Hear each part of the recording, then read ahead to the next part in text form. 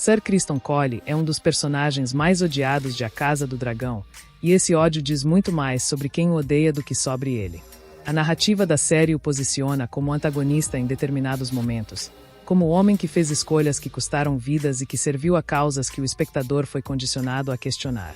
Mas quando você para de consumir o personagem pelo ponto de vista dos protagonistas que a série quer que você torça e começa a observar a lógica interna de Criston Cole, o que aparece é um homem com um código moral claro, aplicado de forma consistente, independente das consequências que esse código produzia para ele mesmo.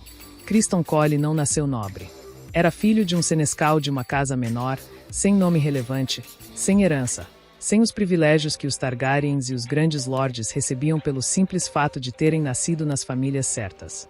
O que ele tinha era habilidade com a espada, disposição para trabalhar mais do que qualquer homem ao redor, e uma convicção de que a honra era o único patrimônio que um homem sem berço podia construir e que ninguém podia tomar. Essa convicção não era abstrata. Era o pilar sobre o qual ele organizava cada decisão, cada lealdade, cada recusa.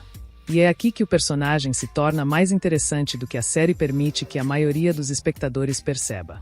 Quando ele quebra seu voto de guarda real ao se envolver com Rhaenyra, ele não minimiza o que fez. Ele reconhece. E quando ela recusa a fuga que ele propõe, quando escolhe o caminho que a deixa dentro do poder e o deixa com a culpa e a ruptura do voto, ele não se transforma em vítima. Ele transforma em combustível. A vergonha do erro se torna a razão pela qual cada dia seguinte precisa ser vivido de acordo com um padrão ainda mais rígido.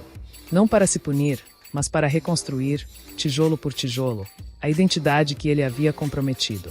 Se você acompanha esse canal e esse tipo de análise faz sentido para você, se inscreve agora. Isso ajuda muito o crescimento aqui. O que os fãs que odeiam Criston Cole frequentemente não conseguem nomear é que o que os incomoda nele não é a crueldade, é a recusa. Ele recusa continuar sendo moldado pelo desejo de uma mulher.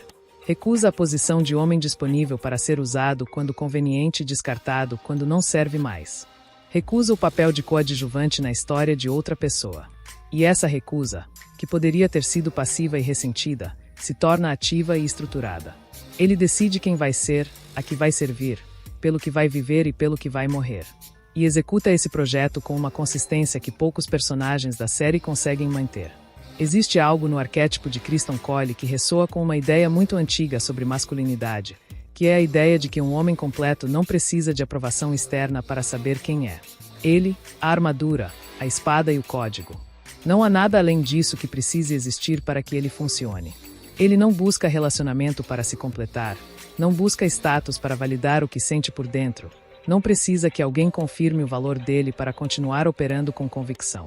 Essa autossuficiência não é frieza, é uma escolha filosófica sobre onde o centro de gravidade de uma vida deve estar. Deixa o like se você acredita que um homem que vive pelo próprio código, sem depender de aprovação, é mais raro do que deveria ser. A morte com honra que Criston Cole busca não é suicídio simbólico nem desejo de encerramento. É a única conclusão lógica de uma vida vivida de determinada forma. Se você organizou cada escolha em torno de um conjunto de valores, a única morte que faz sentido é aquela que confirma esses valores em vez de os contradizer.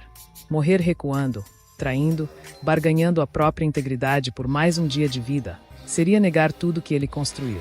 Criston Cole prefere o fim coerente ao começo de uma vida que não reconheceria mais como sua. Isso é difícil de entender num tempo em que sobrevivência a qualquer custo é tratada como virtude máxima, e em que comprometimento com um código a ponto de morrer por ele parece fanatismo. Mas há uma diferença real entre o homem que morre por fanatismo e o homem que morre por integridade. O fanático morre porque não consegue imaginar que outras perspectivas existam. O homem íntegro morre porque imagina claramente todas as alternativas e escolhe a única que não exige que ele deixe de ser quem decidiu ser. Sir Criston Cole nunca se viu como vilão porque, pelo critério que importava para ele, que era o seu próprio, ele raramente foi. Poucos personagens da televisão recente representam com essa precisão o que significa viver e morrer pelo próprio código, sem pedir que o mundo concorde, sem precisar que a história o absolva. Ele não precisa que você entenda. Ele apenas continua sendo o que é. Comenta aqui se você acha que Criston Cole é vilão, herói, ou algo que não cabe nessa divisão.